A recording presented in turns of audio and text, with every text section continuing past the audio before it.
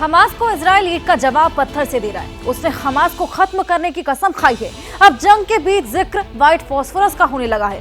Lebanon कह रहा है कि इजराइल जंग में व्हाइट फास्फोरस का इस्तेमाल कर रहा है।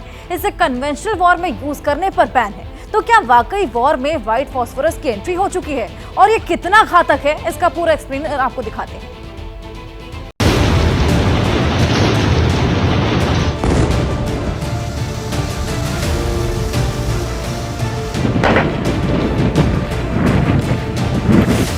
एक तरफ हमास के खिलाफ गाजा में जंग जारी,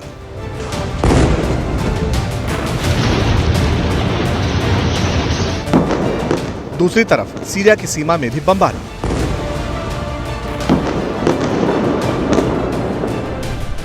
लेबनान बॉर्डर पर भी इजराइल ने खोला मोर्चा।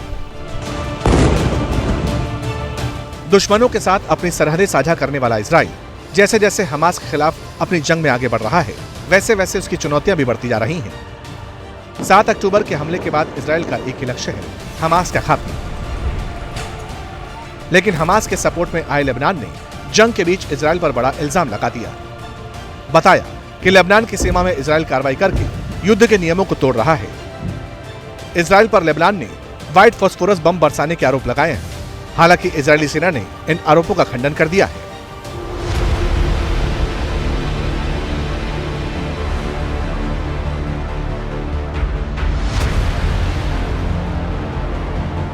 फास्फोरस बम कितना खतरनाक होता है, इसका अंदाजा इन बातों से लगता है कि युद्ध के दौरान इसके इस्तेमाल पर प्रतिबंध लगा हुआ है। इस बम पर रोक लगाने की एक नहीं कई वजह हैं। एक तो इस बम से सफेद घना धुआं फैलता है, तब तक जलता है जब तक हवा में ऑक्सीजन रहती है। जहां यह बम इस्तेमाल होता है वहां ऑक्सीजन की कमी हो जाती है, इसीलिए दम घुटने से भी लोगों की मौत हो जाती है। जो इसके संपर्क में आता है उसके शरीर से फास्फोरस छुड़ाना मुश्किल हो जाता है। इलाज के दौरान ऑक्सीजन के संपर्क में आने पर फास्फोरस फिर से जलने लगता है। हड्डी तक पर इसका असर होता है, जिसके चलते अंदरूनी अंगों पर फास्फोरस का बेहद खतरनाक प्रभाव दिखाई देता है। सबसे ज्यादा नुकसान किडनी, लीवर और हार्ट को होता है और मल्टी ऑर्गन फेलियर से इंसान की मौत हो जाती है।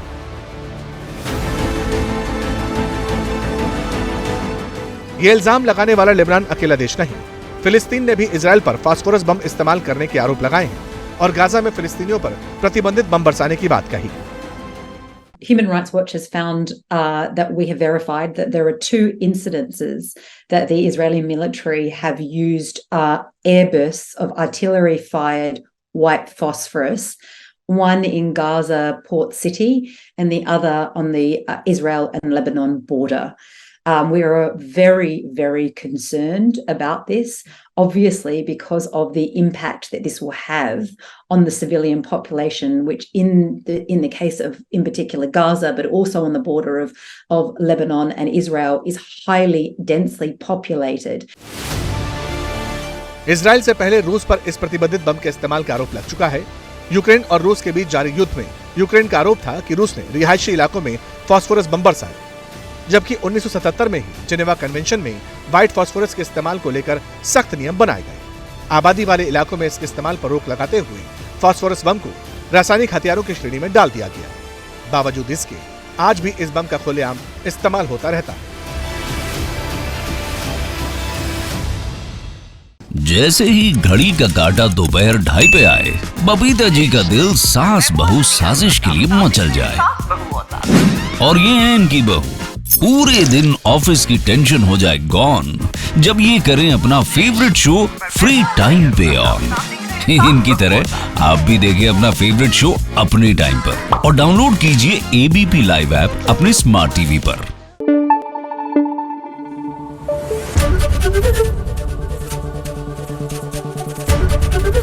एबीपी न्यूज आपको रखे आगे।